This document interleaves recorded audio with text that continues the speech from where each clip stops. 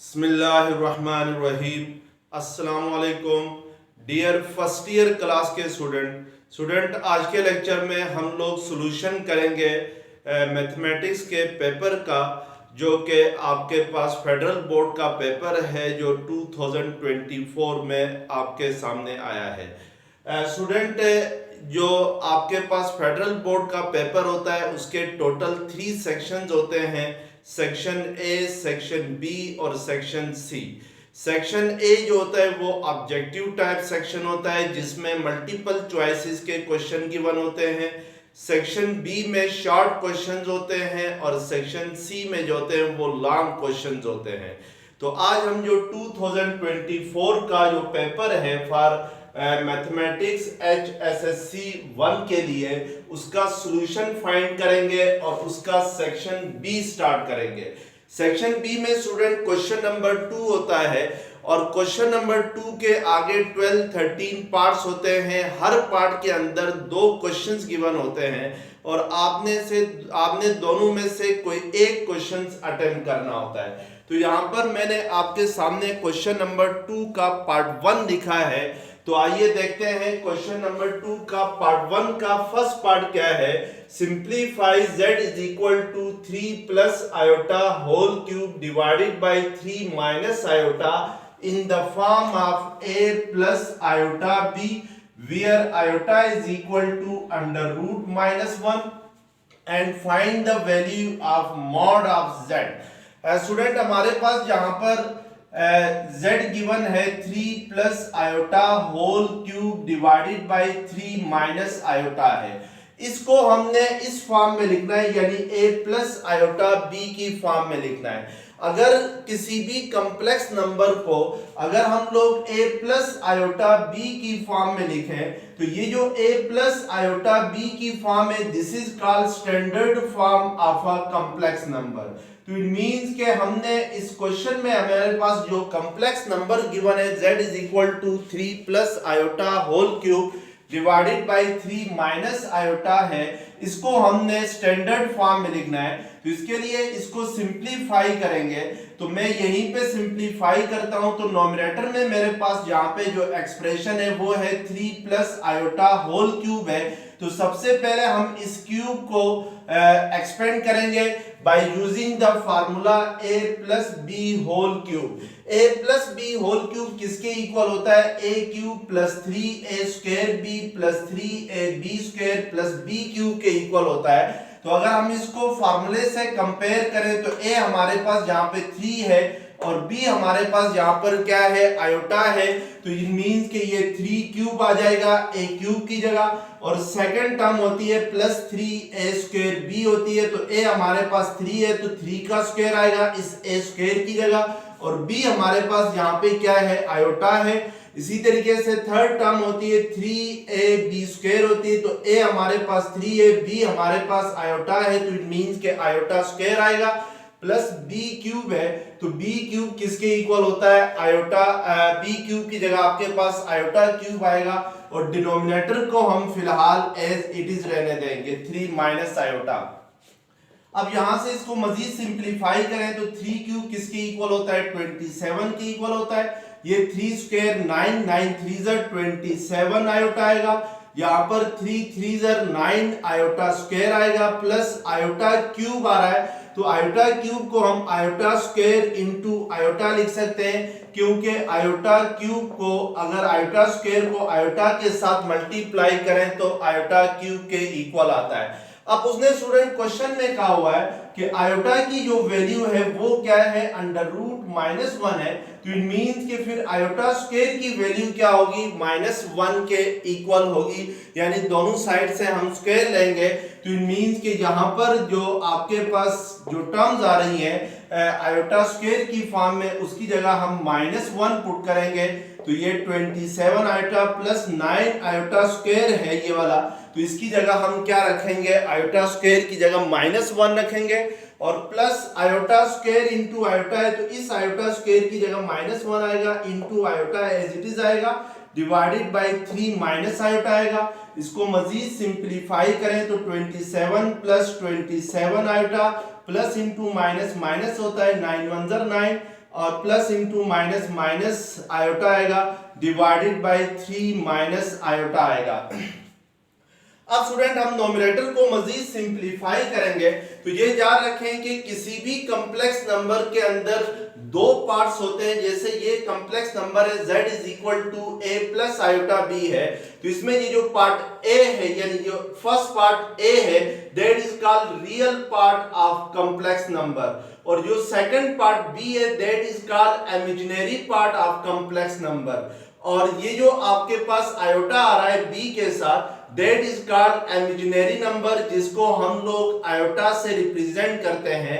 Imaginary number इसको कहा जाता है, और आयोटा इसलिए कहा जाता है कि जिस साइंटिस्ट ने सबसे पहले इसको इन्वेंट किया था उसका नाम आयोटा था, तो इसलिए इसको आयोटा कहा जाता है। और आयोटा की वैल्यू क्या होती है, अंडर रूट -1 होती है। अब अभी याद रखें, ये बात याद रखनी है आप लोगों ने कि जब भी दो कॉम्प्लेक्स नंबर को हम ऐड करें या सब्ट्रैक्ट करें तो फिर रियल पार्ट के साथ ऐड होता है और इमेजिनरी पार्ट जो है वो इमेजिनरी पार्ट के साथ ऐड होता है। तो यहाँ पे देखें ये जो 27 और 9 जो है that is called real part, क्योंकि इन दोनों के साथ आयोटा नहीं है तो ये दोनों आपस में क्या होंगे, सब्ट्रैक्ट होंगे। तो 27 माइनस 9 करता हूं तो आपके पास 27 माइनस 9 करने से क्या आता है, 18 आता है, और प्लस 27 आयोटा और माइनस आयोटा ये दोनों इमेजिनरी नंबर्स हैं, तो 27 आयोटा माइनस आयोटा करते हैं तो 26 आयोटा आता है divided by 3 minus iota as it is आएगा। अब आपने क्वेश्चन में उसने कहा हुआ है कि इस कॉम्प्लेक्स नंबर को आपने a प्लस आयोटा b की फॉर्म में लिखना है, तो इसके लिए हम डिनोमिनेटर को यहां से रिमूव करेंगे। तो उसके लिए हम क्या करेंगे कि डिनोमिनेटर में जो कॉम्प्लेक्स नंबर है उसके कॉन्जुगेट से इसको मल्टीप्लाई भी करेंगे और डिवाइड करेंगे। तो हमारे पास डिनोमिनेटर में कॉम्प्लेक्स नंबर है 3 माइनस आयोटा है, तो 3 माइनस आयोटा का कॉन्जुगेट क्या होता है, 3 प्लस आयोटा होता है। तो इट मींस के इसके कॉन्जुगेट से अगर इस एक्सप्रेशन को मल्टीप्लाई करें और डिवाइड करें तो इससे कोई फर्क नहीं पड़ता है, ये हम कर सकते हैं। अब हम नोमिनेटर को नोमिनेटर के साथ मल्टीप्लाई करेंगे और डिनोमिनेटर को डिनोमिनेटर के साथ, तो 18 3 ज़र क्या होता है, 3 8 ज़र 24, 3 1 ज़र 3 प्लस 2 54 होता है, प्लस 18 आयोटा। इसी तरीके से 26 आयोटा को हम 3 प्लस आयोटा के साथ मल्टीप्लाई करें तो 3 6 ज़र 18 1 के लिए गया, 3 2 ज़र 6 प्लस 1 98 आयोटा आएगा, प्लस 26 को आयोटा से मल्टीप्लाई करें तो 26 आयोटा इंटू आयोटा क्या होगा, 26 आयोटा स्क्वायर होगा। और डिनोमिनेटर में 3 माइनस आयोटा किसके साथ मल्टीप्लाई होगा, 3 प्लस आयोटा के साथ मल्टीप्लाई होगा। तो हम फार्मूला यूज करेंगे a plus b into a minus b का। तो a plus b into a minus b किसके इक्वल होता है, a square minus b square के इक्वल होता है। तो यहाँ पे 3 आपके पास a है और b आपके पास आयोटा है, तो 3 minus iota into 3 plus iota करें तो ये आपके पास 3 स्क्वायर माइनस आयोटा स्क्वायर आएगा। अब नोमिनेटर को मजीद सिंप्लीफाई करें तो 54 को हम एज इट इज लिखेंगे, 18 आयोटा प्लस 98 आयोटा अगर हम करते हैं, ये 98 नहीं होता है, 3 6 ज़र 18 1 के लिए गया, 3 2 ज़र 6 प्लस 1 78 होता है, सॉरी। तो 18 आयोटा को 78 में अगर ऐड करें तो 8 प्लस 8 16, 7 प्लस 1 8 96 आयोटा आ जाएगा आपके पास। और इसके अलावा 26 आयोटा स्क्वायर की जगह हम क्या पुट करेंगे, -1 डिवाइडेड बाय 3 का स्क्वायर 9 होता है। आयोटा स्क्वायर की वैल्यू हमारे पास क्या थी, -1 थी, तो z यहां से किसके इक्वल आएगा, 54 plus 96 iota minus 26 divided by minus into minus क्या होता है, प्लस होता है। तो 9 प्लस 1 किसके इक्वल होगा, 10 के इक्वल होगा। 54 माइनस 26 करते हैं तो हमारे पास 14 माइनस 6 8 हो जाएगा, यानी ये दोनों रियल पार्ट्स हैं तो इनको आपने सब्ट्रैक्ट करना है। तो 14 माइनस 6 8 और 4 माइनस 2 2 28 होता है, प्लस 96 आयोटा डिवाइडेड बाय 10 आ जाएगा। अब इसको अगर हम मजीद सिंप्लीफाई करें तो आप देख रहे हैं कि नोमिनेटर में 28 प्लस 96 आयोटा हमारे पास डिवाइडेड बाई ये आ गया है 28 प्लस 96 आयोटा डिवाइडेड बाई 10 आ गया है। तो इन दोनों में आपके पास 2 कॉमन आ रहा है, तो 2 को कॉमन ले लेंगे तो 2 1 ज़र 2, 2 4 ज़र 8 प्लस 2 4 ज़र 8, 2 8 ज़र 16 आयोटा डिवाइडेड बाई 10 होगा। तो 2 1 ज़र 2, 2 5 ज़र 10, z is equal to 14 plus 48 iota divided by क्या आ जाएगा 10। यहां से अगर मजीद सिंप्लीफाई करें तो अगेन 2 कॉमन ले लें तो 2 7 ज़र 14 प्लस 2 2 ज़र 4, 2 4 ज़र 8, 24 आयोटा आएगा डिवाइडेड बाई 10, 2 5 ज़र 10 आता है। तो z is equal to 7 plus 24 iota divided by 5 आएगा। इसको हम 7 बाई 5 प्लस 24 बाई 5 आयोटा लिख सकते हैं। तो that is in the form of a plus iota b। a आपके पास क्या है, यानी रियल पार्ट है 7 बाई 5 है, और जो b है वो आपके पास क्या है, यहाँ पे 24 बाई 5 है। तो इट मीन्स के इमेजिनरी पार्ट आपके पास 24 बाई 5 आ गया। अब स्टूडेंट नेक्स्ट उसने क्वेश्चन में आपसे कहा है कि फाइंड इट्स मैग्नीट्यूड, यानी हमने इसको स्टैंडर्ड फॉर्म में लिखना है, यानी a प्लस आयोटा b की फॉर्म में लिखना है, और इसके बाद z मैग्नीट्यूड भी फाइंड करनी है इसकी। अगर आपके पास लेट्स सपोज कोई कॉम्प्लेक्स नंबर है z is equal to a plus iota b है, यानी this is the standard form of a complex number. तो इसकी मैग्नीट्यूड होती है, z मैग्नीट्यूड होती है under root a square plus b square के इक्वल होती है। तो इट मींस कि हमारे पास कॉम्प्लेक्स नंबर ये आ गया है z is equal to 7 by 5 plus 24 by 5 iota आ गया है। तो इसकी मैग्नीट्यूड फाइंड करें तो अंडर रूट 7 बाई 5 का स्क्वायर प्लस, और इमेजिनरी पार्ट क्या है 24 बाई 5 होल स्क्वायर आ जाएगा। तो that will be the magnitude of a complex number. ये आपके पास इस कॉम्प्लेक्स नंबर की क्या होगी, मैग्नीट्यूड होगी। तो इस तरीके से हम इसको क्या करेंगे, सिंप्लीफाई करेंगे। अब अगर हम लोग इसकी मैग्नीट्यूड लेते हैं तो 7 का स्क्वायर क्या होता है 49 बाई 25 होता है, और 24 का स्क्वायर क्या होता है 4 4 ज़र 16, 4 2 ज़र 8 प्लस 1 9, 2 4 ज़र 8, 2 2 ज़र 4।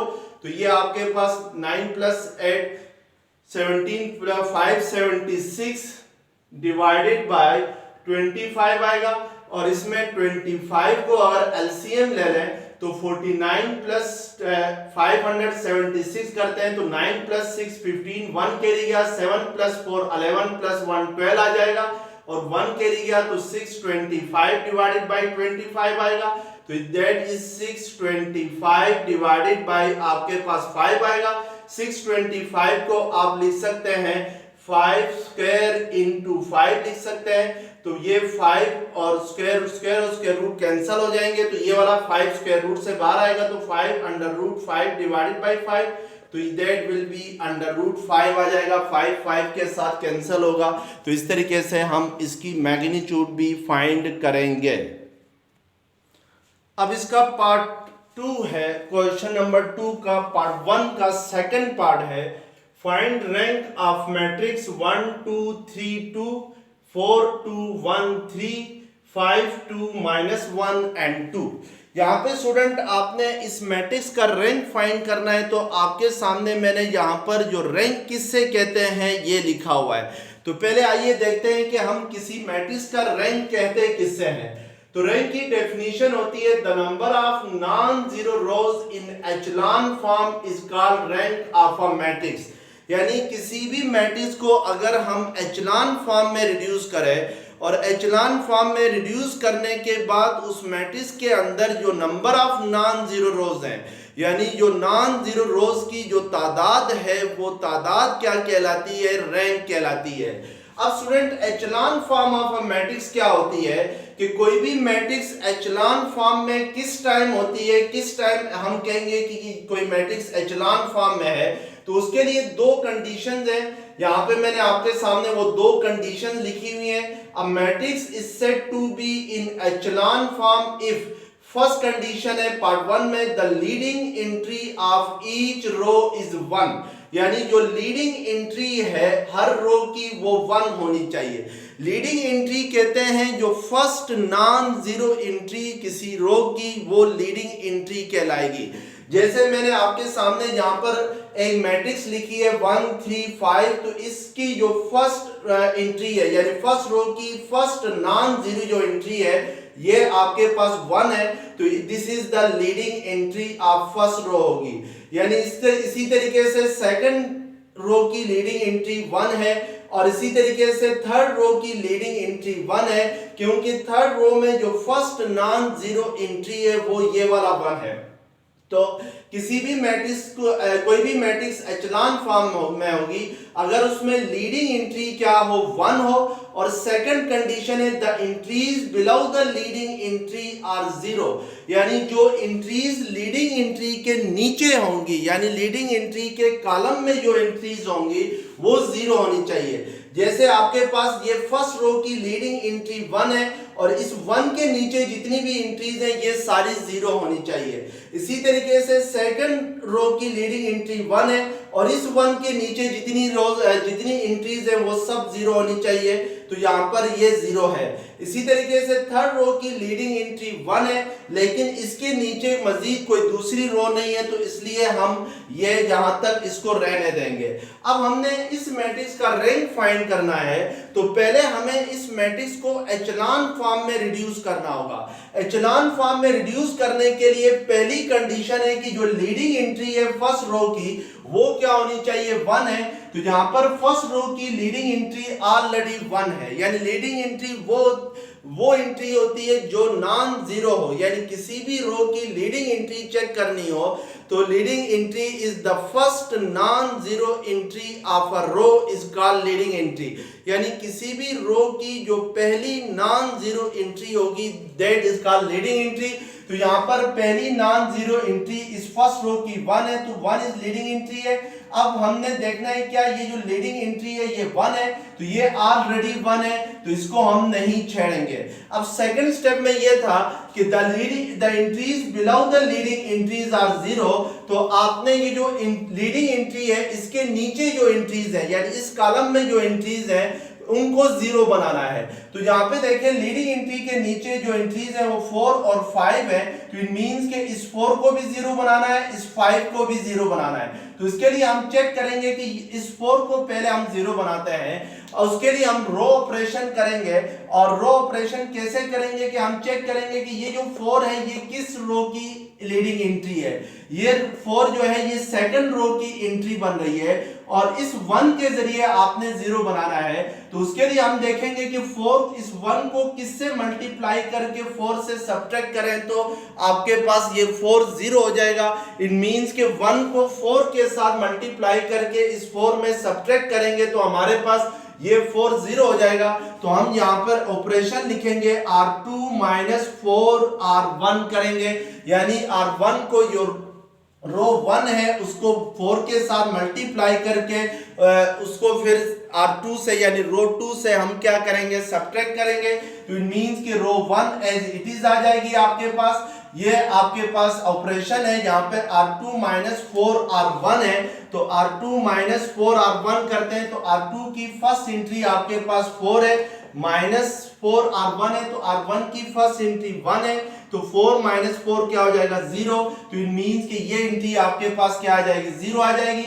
इसी तरीके से आपके पास जो R2 की सेकंड एंट्री है वो 2 है, तो यहाँ पे 2 रखेंगे, माइनस 4 इंटू R1 की सेकंड एंट्री भी 2 है, तो 2 माइनस 8 आ जाएगा, तो दैट विल बी माइनस 6 आ जाएगा। इसी तरीके से हमारे पास R2 की थर्ड एंट्री 1 है और माइनस 4 इंटू R1 की थर्ड एंट्री 3 है, तो 1 माइनस 4 3 12 करेंगे तो 1 माइनस 12 क्या होता है माइनस 11 होता है।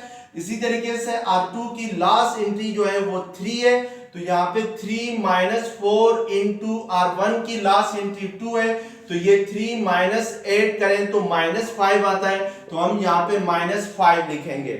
इसी तरीके से स्टूडेंट ये जो आपके पास R3 की जो फर्स्ट एंट्री है यानी जो 1 के नीचे आपके पास जो R3 की फर्स्ट एंट्री है वो 5 है, तो इस 5 को भी हमने क्या बनाना है 0 बनाना है।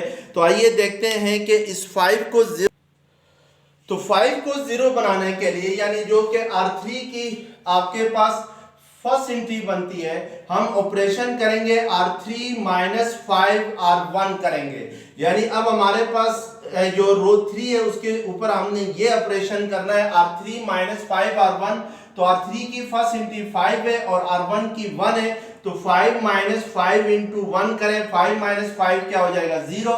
इसी तरीके से R3 की सेकंड इंट्री 2 है, माइनस R1 की सेकंड इंट्री 1 है, तो 2 माइनस क्या आ जाएगा 10, दैट विल बी माइनस 8 आएगा। इसी तरीके से यहाँ पर माइनस 1 है R3 की थर्ड इंट्री और R1 की थर्ड इंट्री 3 है, तो माइनस 1 माइनस 15 आएगा, दैट विल बी माइनस 16 होगा। इसी तरीके से ये R3 की जो लास्ट एंट्री है वो 2 है, माइनस 5 इंटू 2 आएगा, तो 2 माइनस 10 क्या आएगा माइनस 8 आएगा। तो हम यहाँ पे क्या लिखेंगे माइनस 8 लिखेंगे। तो ये आपके पास लीडिंग एंट्री यानी फर्स्ट रो की लीडिंग एंट्री 1 हो गई और लीडिंग एंट्रीज के नीचे जितने एंट्रीज है वो सब क्या हो गई 0 हो गई। अब इसी तरीके से अब आपने सेकंड रो की लीडिंग एंट्री चेक करनी है कि सेकंड रो की लीडिंग एंट्री क्या होगी। तो सेकंड रो की फर्स्ट एंट्री 0 है और सेकंड एंट्री माइनस 6 है, तो लीडिंग एंट्री कहते हैं किसी भी रो की लीडिंग एंट्री क्या होती है फर्स्ट नॉन जीरो एंट्री होती है। तो first non zero entry minus 6 है, तो इट मींस कि सेकंड रो की लीडिंग एंट्री जो है वो माइनस 6 है। तो अब माइनस 6 को क्या होना चाहिए 1 होना चाहिए। तो उसके लिए हम ऑपरेशन करेंगे, क्या ऑपरेशन करेंगे इस माइनस 6 को 1 बनाने के लिए सेकंड रो को माइनस 1 बाई 6 के साथ क्या करेंगे मल्टीप्लाई करेंगे, तो first row as it is आ जाएगी। तो सेकंड रो को अगर हम माइनस 1 बाई 6 के साथ मल्टीप्लाई करें, तो इधर सेकंड एंट्री माइनस 6 है, तो इसको माइनस 1 बाई 6 के साथ मल्टीप्लाई करें तो 1 आता है। इसी तरीके से माइनस 11 को माइनस 1 बाई 6 के साथ मल्टीप्लाई करें तो वो भी आपके पास क्या आता है प्लस 11 बाई 6 आता है। इसी तरीके से अगर इसको करें तो ये 5 बाई क्या आ जाएगा 6 आ जाएगा, माइनस 1 बाई 6 को माइनस 5 के साथ मल्टीप्लाई करने से। बाकी इस रो की लीडिंग एंट्री इस रो की एंट्रीज को हम एज इट इज लिखेंगे या चलें आप इस रो की एंट्रीज को एज इट इज लिख लें। अब स्टूडेंट हमने क्या करना है कि सेकंड रो की लीडिंग एंट्री हमारे पास 1 आ गई, तो अब इसके नीचे हमने 0 बनाना है। तो इसके नीचे क्या आ रही है कौन सी एंट्री आ रही है माइनस 8 आ रही है। तो इस माइनस 8 को हमने क्या बनाना है 0 बनाना है और माइनस 8 को 0 बनाना है इस लीडिंग एंट्री के थ्रू, यानी जो सेकंड रो की लीडिंग एंट्री है इसके जरिए से हमने इस माइनस 1 को 0 बनाना है। तो उसके लिए हम फर्स्ट रो को एज इट इज लिखेंगे, सेकंड रो को भी एज इट इज लिखेंगे और थर्ड रो को हम लोग इस तरीके से थर्ड रो को ऑपरेट करेंगे कि ये -8 0 हो जाए। तो उसके लिए हम यहाँ पर ऑपरेशन को राइट करते हैं, ये -8 है ये 1 है, तो इट मींस के आप R3 प्लस 8 R2 करेंगे तो ये -8 0 हो जाएगा। अब हमारे पास ऑपरेशन है R3 प्लस 8 R2 है, तो ये आपके पास R3 की फर्स्ट एंट्री 0 है और R2 की भी फर्स्ट एंट्री 0 है, तो इट मींस कि ये 0 ही रहेगा। ये R3 की सेकंड एंट्री -8 है प्लस R2 की सेकंड एंट्री आपके पास 1 है, तो ये आपके पास -8 प्लस 8 ये वाली एंट्री क्या हो जाएगी 0 हो जाएगी। इसी तरीके से आपने R3 प्लस 8 R2 ऑपरेशन है, तो R3 की जो थर्ड एंट्री है that is -6 plus 8 into 11 by 6 आ जाएगा, तो 2 4 ज़र 8 2 3 ज़र 6, तो -6 प्लस 4 4 11 ज़र 44 बाई 3, तो ये 3 6 ज़र 18 18 प्लस 44 बाई क्या आ जाएगा आपके पास 18 प्लस 44 बाई 3 आ जाएगा। तो 18 प्लस 44 बाई -18 प्लस 44 बाई 3 करते हैं, तो 44 में से 18 को माइनस करना है तो आपके पास 6 आ जाएगा और 3 - 1 2 आएगा, तो इट मींस कि ये 26 बाई क्या आ जाएगा 3 आ जाएगा। इसी तरीके से हमने क्या करना है लास्ट एंट्रीज लेनी है, तो लास्ट एंट्री R3 की -8 है प्लस 8 इंटू 5 बाई 6 है R2 की, तो ये -8 प्लस 2 4 ज़र 8 2 3 ज़र 6 4 5 ज़र 20, तो ये 3 8 ज़र 24 प्लस 20 डिवाइडेड बाई 3, तो that will be equal to -4/3 आ जाएगी लास्ट एंट्री, सॉरी -4/3 आ जाएगी। अब हमने देखना है कि जो लास्ट रो है उसकी लीडिंग एंट्री क्या है। तो लास्ट रो की लीडिंग एंट्री है -26/3 है। अब इस -26/3 को हमने क्या बनाना है, 0 बनाना है, तो सॉरी 1 बनाना है। तो उसके लिए हम क्या करेंगे कि रो 3 को 3/26 के साथ मल्टीप्लाई करेंगे, बाकी रोज एज इट इज आ जाएंगी। तो 0 1 11/6 5/6 0 0 26/3 को 3/26 के साथ मल्टीप्लाई करें तो आपके पास क्या आएगा, 1 आएगा। और -4/3 को अगर 3/26 के साथ मल्टीप्लाई करते हैं तो 2 1 2 2 3 6 हो जाता है, तो ये -2/13 आता है। अब ये जो आपके पास फॉर्म आ गई, ये इस मैट्रिक्स की एचेलॉन फॉर्म हो गई, यानी लीडिंग एंट्रीज 1 हो गई और उनके नीचे जितनी एंट्रीज है वो सारी 0 हो गई। तो इसको हम क्या कहेंगे, echelon form of the given matrix, यानी जो गिवन मैट्रिक्स है उसकी एचेलॉन फॉर्म हो गई।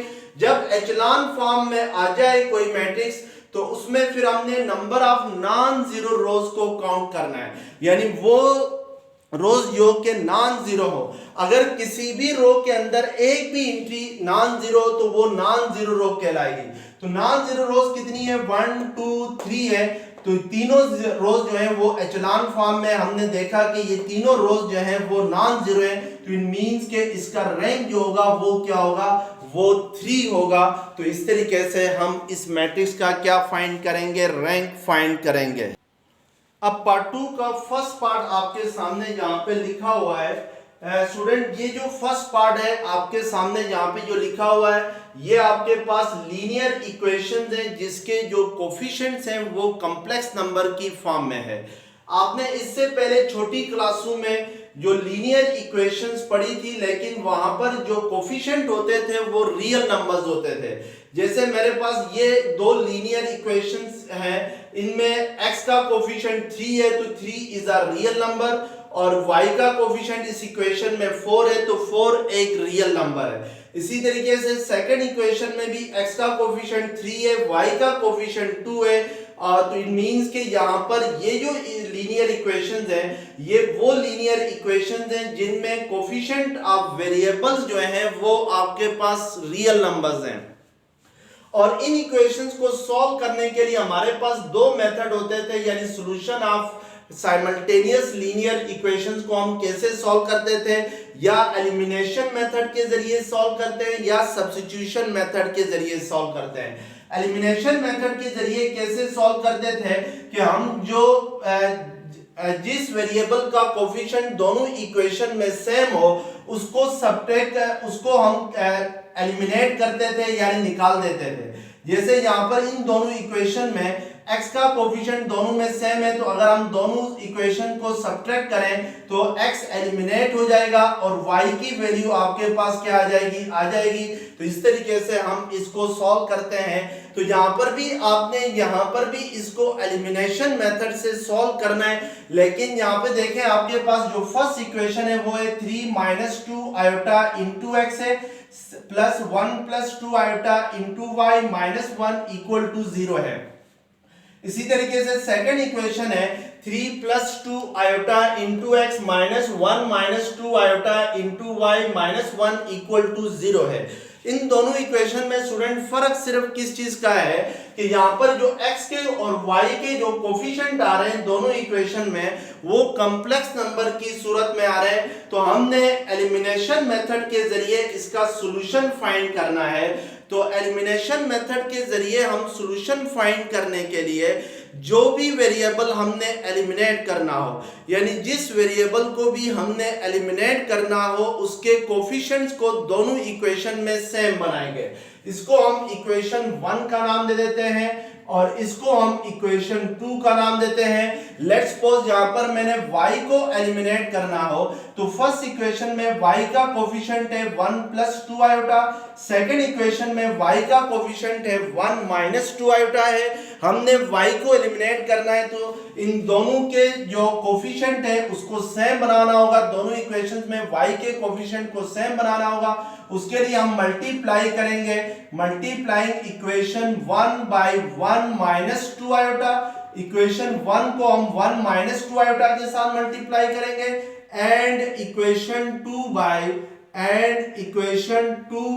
बाय 1 प्लस 2 आयोटा, यानी जो y का कोफिशिएंट इक्वेशन 2 में है उसको इक्वेशन 1 में जो है उसको इक्वेशन 2 के साथ मल्टीप्लाई करेंगे और जो y का कोफिशिएंट इक्वेशन 2 में है 1 माइनस 2 आयोटा, इसको इक्वेशन 1 के साथ मल्टीप्लाई करेंगे एंड देन हम क्या करेंगे, ऐड करेंगे दोनों को, तो हमारे पास y एलिमिनेट हो जाएगा। तो उसके लिए देखें कि इक्वेशन 1 को हमने किससे मल्टीप्लाई करना है, 1 माइनस 2 आयोटा से मल्टीप्लाई करना है। तो 3 माइनस 2 आयोटा के साथ भी 1 माइनस 2 आयोटा मल्टीप्लाई होगा और 1 प्लस 2 आयोटा के साथ भी 1 माइनस 2 आयोटा मल्टीप्लाई होगा और लास्ट टर्म इसकी -1 है तो -1 के साथ भी 1 माइनस 2 आयोटा मल्टीप्लाई होगा। सेकंड साइड पे 0 है तो 0 के साथ 1 माइनस 2 आयोटा मल्टीप्लाई करें तो कोई फर्क नहीं पड़ता है।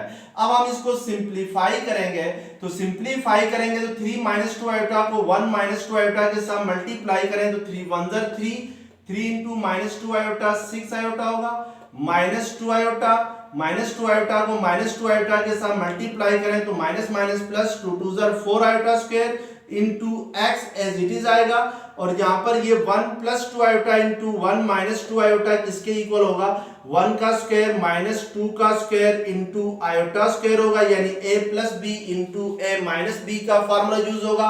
आयोटा स्क्वायर किसके इक्वल होता है, -1 के इक्वल होता है, तो ये माइनस माइनस क्या होगा, प्लस होगा, तो ये आपके पास 1 प्लस 4 होगा क्योंकि 2 का स्क्वायर 4 होता है और 1 प्लस 4 किसके इक्वल होता है, 5 के इक्वल होता है, तो दैट विल बी 5y आ जाएगा। और इसी तरीके से -1 plus 2 iota is equal to 0 आ जाएगा। इसको मजीद सिंप्लीफाई करें तो ये 4 आयोटा स्क्वायर है तो इस आयोटा स्क्वायर की जगह हम क्या पुट करेंगे, -1 तो प्लस इंटू माइनस माइनस तो ये -4 होगा, तो ये 3 माइनस 4 क्या होगा, -1 -6 आयोटा -2 आयोटा क्या होगा, -8 आयोटा होगा और x एज इट इज आ जाएगा plus 5y -1 plus 2 iota equal to 0। इसको आप इक्वेशन नाम दे दें 3 का।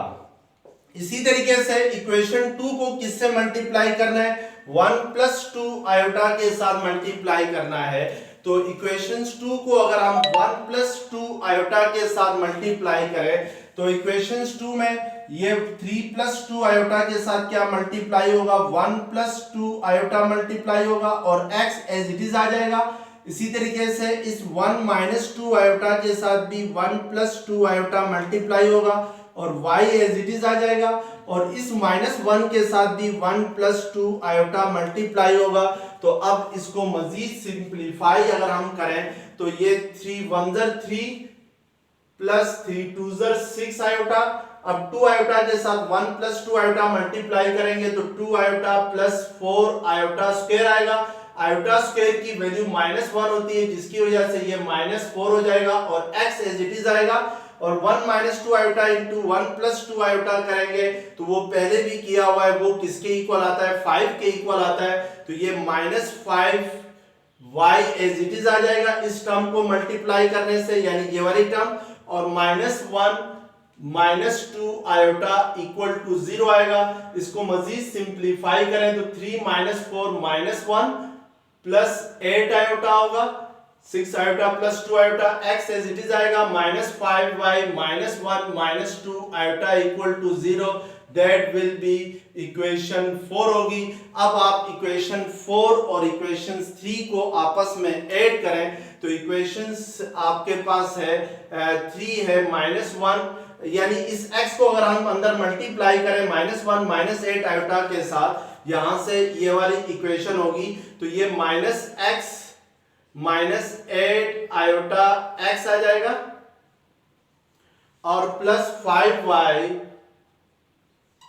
-1 प्लस 2 आयोटा इक्वल टू 0, और सेकंड इस इक्वेशंस को x -1 प्लस 8 आयोटा के साथ अगर x मल्टीप्लाई करें तो ये -x plus 8 iota x minus 5y minus 1 plus 2 iota equal -2 iota equal to 0। ये आपके पास सिचुएशन बनेगी इधर। अब इन दोनों को ऐड करना है तो ये कैंसिल हो जाएंगे और यहां पर ये कैंसिल हो जाएंगे और ये कैंसिल हो जाएंगे तो माइनस एक्स क्या होता है -2 होता है -2x और ये -1 क्या आएगा -2 आएगा इज इक्वल टू 0 आ जाएगा। तो यहां से 2x इज इक्वल टू -2 आएगा तो x इज इक्वल टू क्या आ जाएगा -1 के इक्वल आ जाएगा। अब स्टूडेंट आपने y की वैल्यू फाइंड करनी है तो y की वैल्यू फाइंड करने के लिए आप इक्वेशन 4 में या इक्वेशन 3 में या इक्वेशन 1 में या इक्वेशन 2 में किसी एक में भी x की वैल्यू पुट कर दें तो आपके पास y की वैल्यू आ जाएगी। तो मैं लेट्स सपोज इक्वेशंस 3 में क्या करता हूं x की वैल्यू पुट करता हूं जो कि मेरे पास क्या आ गई -1 आ गई। तो यहां पर ये -1 plus -8 iota as it is आएगा। इस x की जगह हम क्या पुट करेंगे -1 प्लस 5 को एज इट इज लिखेंगे -1 प्लस 2 आयोटा।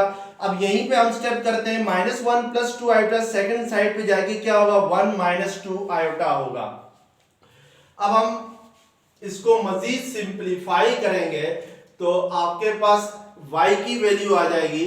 तो -1 को -1 -8 आयोटा के साथ मल्टीप्लाई करते हैं तो 1 प्लस 8 आयोटा होगा plus 5y is equal to 1 -2 iota होगा। तो यहां से 5y किसके इक्वल आएगा 1 -2 आयोटा -1 -8 आयोटा आएगा। तो यहां से 5y किसके इक्वल आएगा 1 और -1 कैंसिल तो -10 आयोटा आएगा। तो y is equal to -10 by 5 iota तो 5 2 10 तो y की वैल्यू -2 आयोटा आएगी। तो इट मींस के सॉल्यूशन सेट के अंदर दो वैल्यूज आएंगी -1 x की वैल्यू होगी और -2 आयोटा जो होगी वो y की वैल्यू होगी। तो इस तरीके से हम क्या करेंगे इस इक्वेशन का सॉल्यूशन सेट फाइंड करेंगे। अब पार्ट 2 का फर्स्ट पार्ट है if fourth and 10th term of an HP means के harmonic progressions is 2 by 15 and 2 by 33 respectively, then find its 23rd term। यानी स्टूडेंट आपसे कह रहे हैं कि एक हार्मोनिक सीक्वेंस है हार्मोनिक प्रोग्रेशंस है उसकी 4th टर्म और 10th टर्म आपके पास गिवन है। यानी 4th टर्म क्या है 2 by 15 है और 10th टर्म उस हार्मोनिक प्रोग्रेशंस की क्या है 2 by 33 है और आपसे कह रहा है कि फाइंड इट्स 23rd टर्म। यानी हमारे पास हम सबसे पहले डेटा लिखते हैं तो यानी 4 टर्म को हम A4 से रिप्रेजेंट करेंगे और वो किसके इक्वल है 2 by 15 है और 10th टर्म जो है वो आपके पास 2 by 33 है और आपने जो टर्म फाइंड करनी है वो 23rd टर्म फाइंड करनी है कि वो क्या होगी। तो सबसे पहले ये बात याद रखें स्टूडेंट के कोई भी सीक्वेंस हार्मोनिक प्रोग्रेशंस होगी अगर उसकी जो टर्म्स हैं यानी उस सीक्वेंस की टर्म्स का हम रेसिप्रोकल ले लें और जो रेसिप्रोकल सीक्वेंस है वो अगर अरिथमेटिक प्रोग्रेशंस हो तो फिर जो गिवन सीक्वेंस है वो हार्मोनिक होगी। जैसे लेट्स सपोज मैं आपके सामने एक सीक्वेंस लिखता हूं 1 by 2 1 by 4 1 by 6 1 by 8 and so on. अगर मैं चेक करना चाहूं कि ये जो सीक्वेंस है ये हार्मोनिक है या नहीं है तो उसके लिए मुझे इसकी टर्म्स का रेसिप्रोकल लेना होगा। 1 by 2 का रेसिप्रोकल 2 होता है 1 by 4 का 4 होता है 1 by 6 का 6 होता है 1 by 8 का 8 होता है। अब ये जो रेसिप्रोकल टर्म्स की जो सीक्वेंस आ गई है ये अरिथमेटिक होगी। अगर ये अरिथमेटिक होगी तो फिर ये वाली सीक्वेंस कौन सी होगी हार्मोनिक होगी। तो इट मींस कि हमें नजर आ रहा है कि ये जो रेसिप्रोकल है ये अरिथमेटिक सीक्वेंस है क्योंकि इसकी कंसेक्यूटिव टर्म में जो डिफरेंस है जिसको हम कॉमन डिफरेंस कहते हैं वो 2 है यानी सेम है। यानी कंसेक्यूटिव टर्म मींस कि this is the first term this is second term this is third term this is fourth term. तो d किसके इक्वल होता है a2 - a1 या a3 माइनस a2 या a4 माइनस a3 के इक्वल होता है। तो a3 माइनस a2 करें तो यहाँ पर जो सेकंड टर्म है वो क्या है 4 है, a2 माइनस a1 तो 4 माइनस 2, या a3 माइनस a2 करें तो 6 माइनस 4 करेंगे, या a4 माइनस a3 करें तो 8 माइनस 6 करेंगे।